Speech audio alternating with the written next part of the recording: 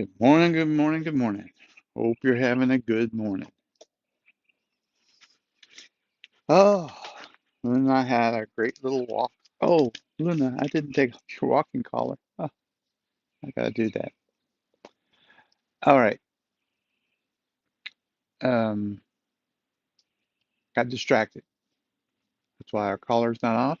I was picking up some, when you have your garbage picked up, sometimes something will fall out and it blows. And some there was something in our yard, so I had to go pick it up. I forgot to get her collar off. But maybe because I hadn't got my day started. Hope you have a cup of coffee or something to get your day going. A little sunshine, maybe. You don't have much today. Nice temperature, been really overcast today. Anyways, hope you're having a good day. I want to take a sip here and get me going. Mm, it does help.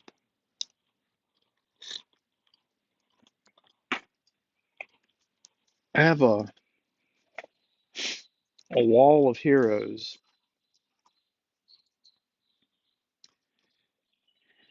and I want to talk about some heroes that were in my life. And I'm going to talk about,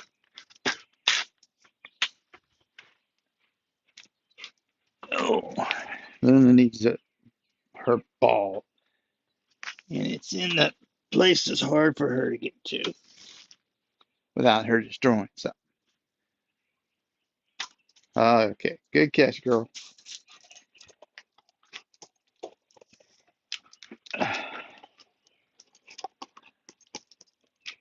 There she goes. She drops it right there. It's so much easier on me.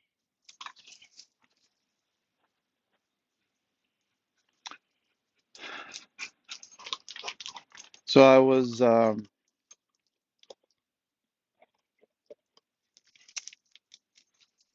15 years old.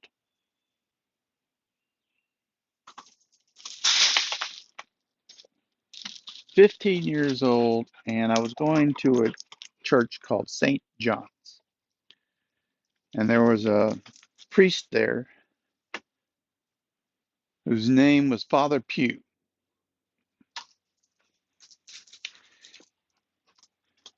Big guy, uh, probably around 6'2", 6'3", big hands, could play linebacker somewhere. And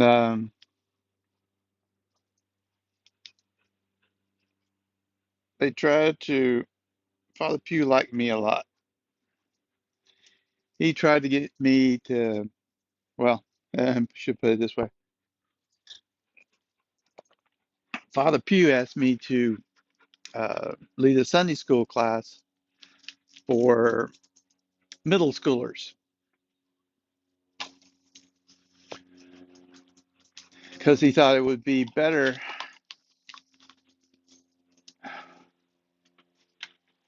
Goodness gracious. Let me hold on a little bit here. She seems to be quite enamored with my giving her some balls. Yeah. See, she's got me going. She's got me running. She got me going. She got me running. She's she's a happy little girl and she knows what to do and she's just dropping balls for me to throw. Wow. She's going, going, going. And let me take this off of you. Since you're standing there right in front of me.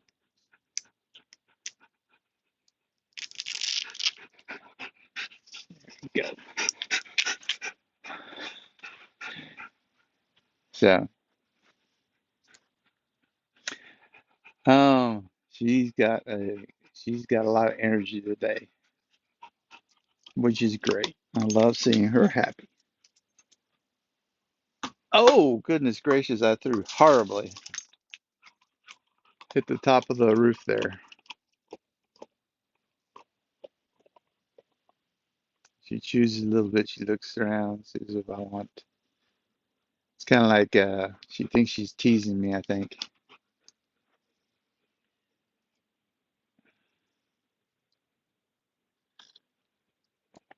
Okay, now, where were we? 15.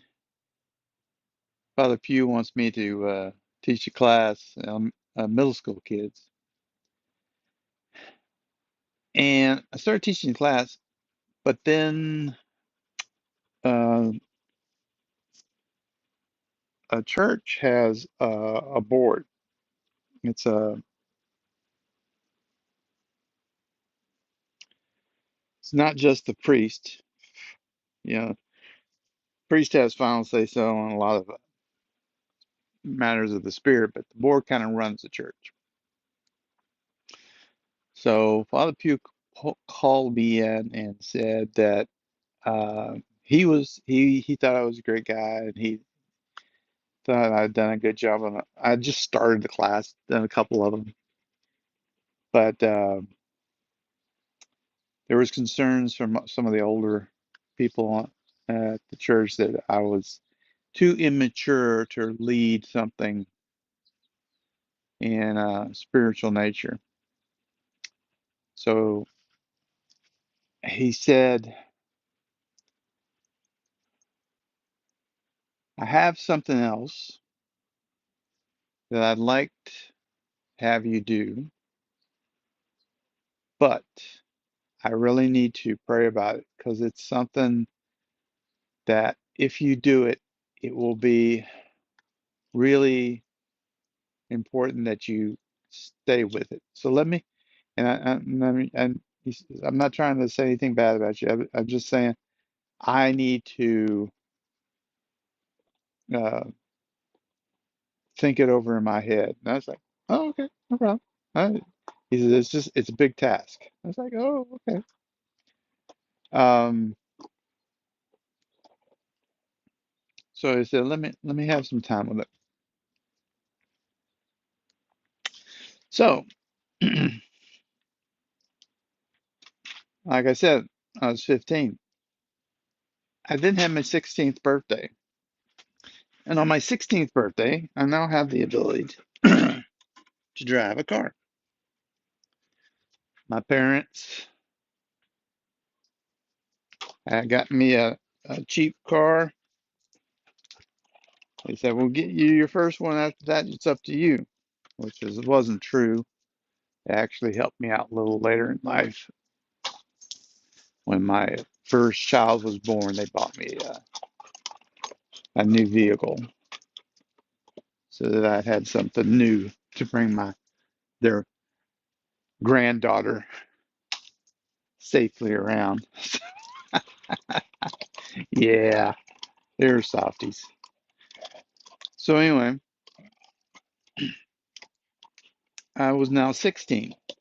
And I listened to the radio, and remember back then they had stations that had different music channels. They still have it, but we just don't listen to them to as much as we do streaming services. And I was listening to my favorite channel, and an ad came on the radio station, and the ad was for they needed people to help with muscular dystrophy children. They had a camp. Camp was for people with muscular dystrophy, and they would just go off for a week to be without give their parents a week off, and they could just they try to make it as close to a camp as possible, given the uh, effects that muscular dystrophy have. So muscular dystrophy is actually at least 40 different diseases. I may have added some more since then, since there were 40 when I did it, but I may have added a few more. But it basically made you weaker and weaker. Your muscles became weaker. Um, Sometimes your whole body, sometimes just specific things like your limbs. But I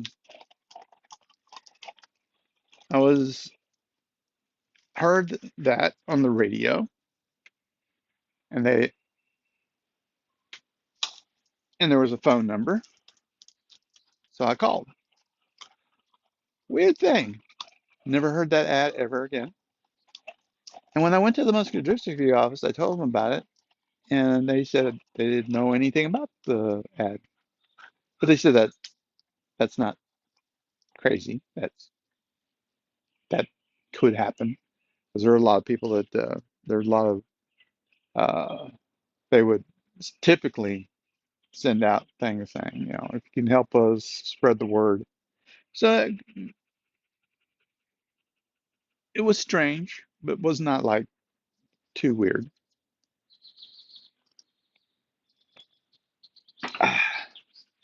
So there I was. I filled out a form, and they do a little background check to make sure they have no priors or anything like that. And they called me back and they said, we'd love for you to come. And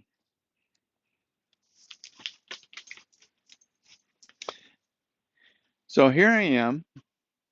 I still haven't heard from my priest. 16 years old, and I'm going to muscular dystrophy camp.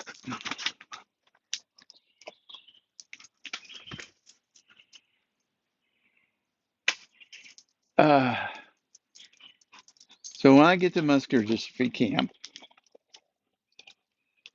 well, I should say before that, they pulled me aside and said, uh, so Glenn, we have somebody who is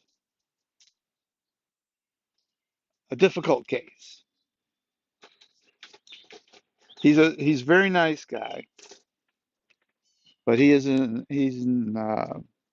very difficult, very poor physical health, and we're putting you in a cabin so that if you can take care of him, and the guy that's going to be in charge of the cabin, he's a seasoned veteran, so he's been to many camps, and he will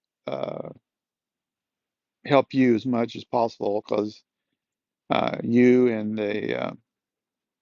his the his his buddy, so they'll be there with you and will help you as much as possible. So, like, okay, whatever. And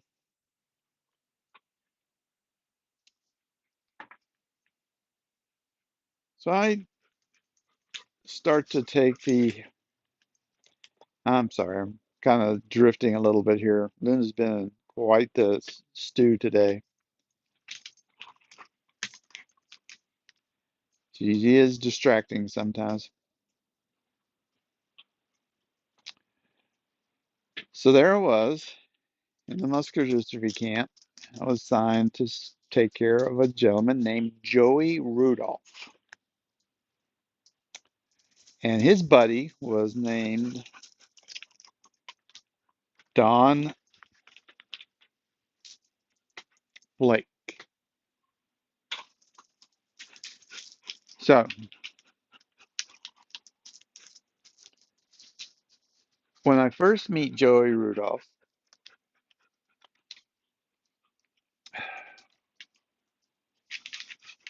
it's hard to describe him. So I want to start with somebody that everybody probably knows. I want to start with Stephen Hawking. Um,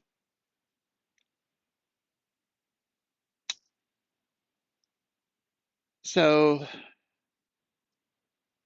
he was similar to Stephen Hawking in how his body was put working and how he looked, except for three things.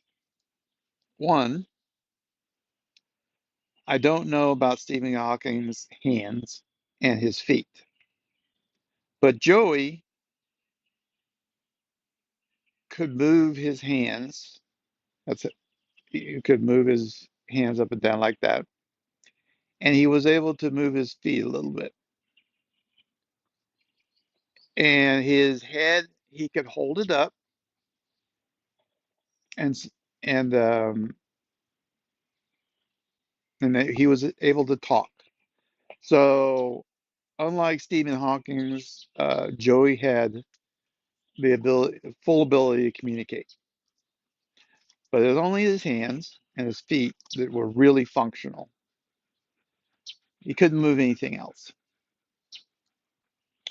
And what had happened to Joey was his parents had abandoned him in Nashville, Tennessee, at an old folks' home there.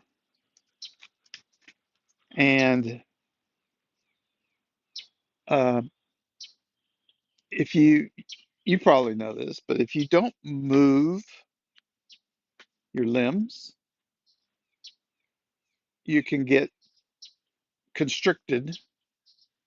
And this was made even worse by the fact that he was losing muscle, so he couldn't even move. So over the years, he had developed a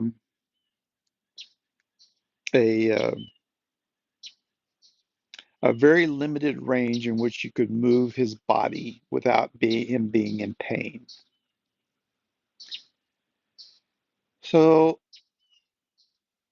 when we first got introduced, he was really nice, he was sweet.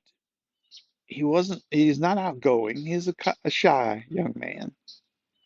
Um, but he was very sweet. So I, said hello and stuff like that. The first time I had to help him get out of the chair, like to lay him down, I had, he gave me instructions and I gave him a lot of pain first few times I did it. What I would need to do is to grab him under the shoulder blade. So if I'm coming from this side, I'm coming from his right side, I'd have to grab under the shoulder blade and hold him just under his shoulder and scoop my other arm under his knees. And then I needed to keep him at where he was at an L shape. And I would pick him up like that. So he's like this, but I would start to lift him and then keep him as much like an L as I could as his body weight moved over. Then I would take him over to a bed and then lay him down slowly and then put pillows under his legs so that they wouldn't fall over and uh, under his head. And he grimaced in pain a few times when I first couple of times that I did it. And it's kind of hard on a 16-year-old boy sometimes. But inside of me, even though I was kind of annoyed with me as to not being better, I it didn't give me any hesitations to do it. It was kind of hard to understand, but you probably understand. If I explain it this way, you probably grasp what I'm saying here is that even though I was causing him pain and it was a difficult thing to do, somebody had to do it. Somebody had to take care of this young man. So why me? Why not me? Why not? So here I am at camp and got introduced to Joey, and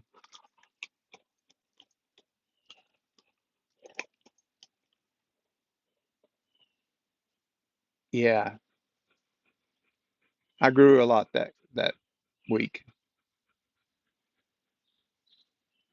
When you're 16, you have a lot of emotions. Some of them self-centered, some of them dark, some of them joyful. But you have a lot of emotions as a 16-year-old boy.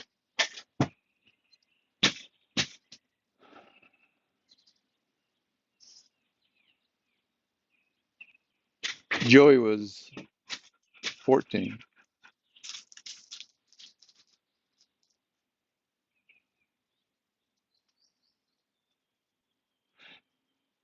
I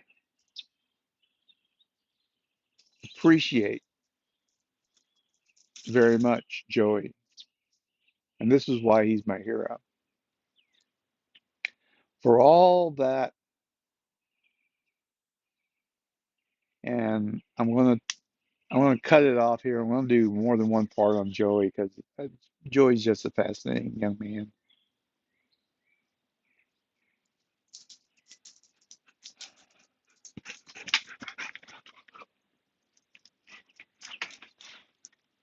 My my friend, my hero Joey, made me look at my life and say, what do I got to bitch about? What do I got to complain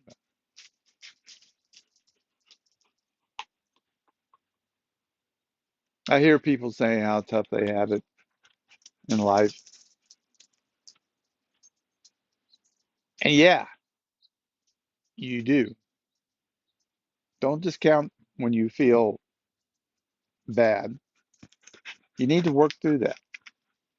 You need to work through uh, improving things, getting rid of those feelings, finding ways to have those things go away if they're recurring. You've got to find solutions. Don't just bury them. But also, in the big scheme of life, you might find that there's other things that are harder, more tragic.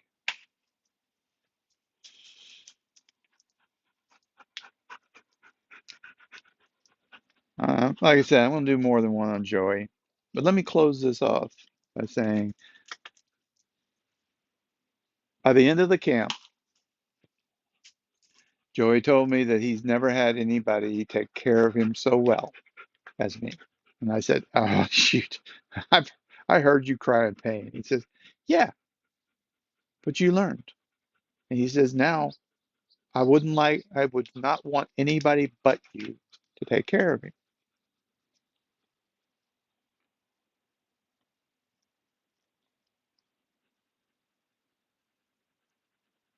I learned and I helped him. And he was appreciative. Like I said, he was a great guy.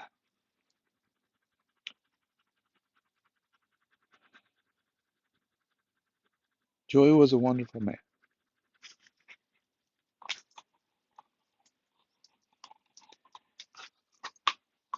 Remember, I told you my priest was going to think about something? Well, after camp was over, I decided, I'm not just going to see Joey once a year. There was no reason why I couldn't come by and see him at the nursing home That's what they called it. I'm going to call it that. I think that's not politically correct anymore, but that's what they called it. So I went to the nursing home and was seeing Joey on a regular basis.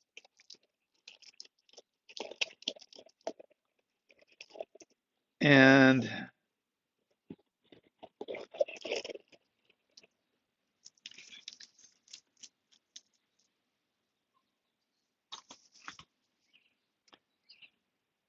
I was visiting him at least 3 times a week.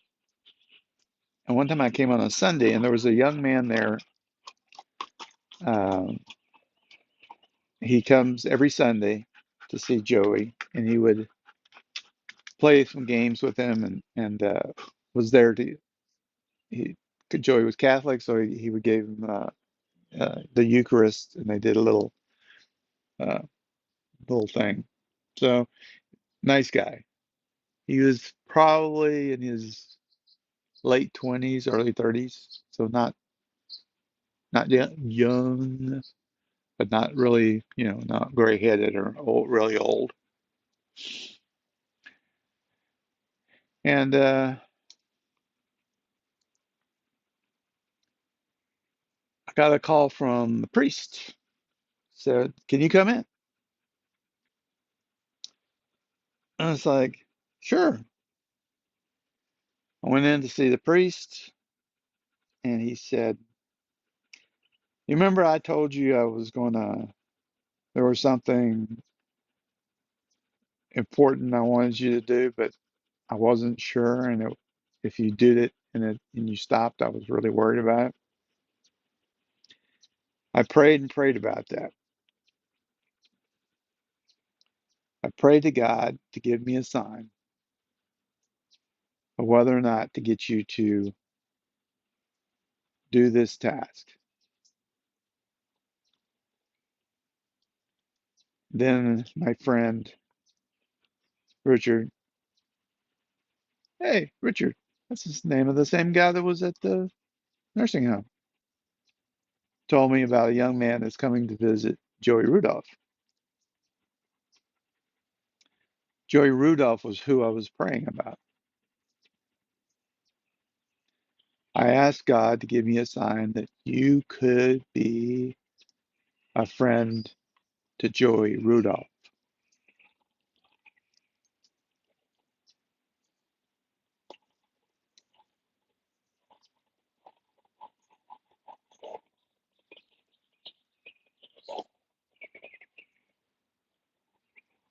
And he says, I think God answered my prayers.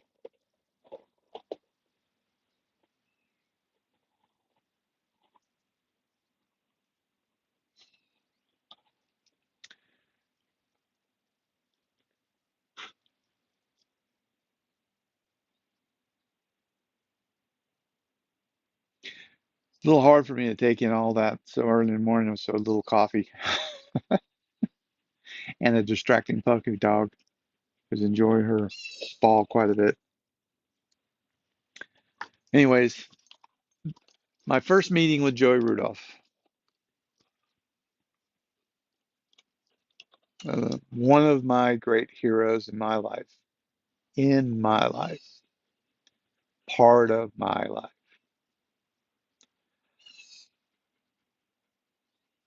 I would say I hope you have heroes in your life, and I'm sure you do. I'm sorry.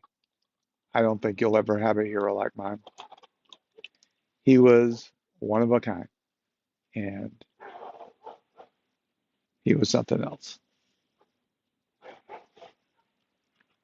Here's a toast, Joey Rudolph, a man that helped me more with my life than any other man, other than my father. Love you too, Dad. But Dad would tell you, yeah, Joey's special to Joey.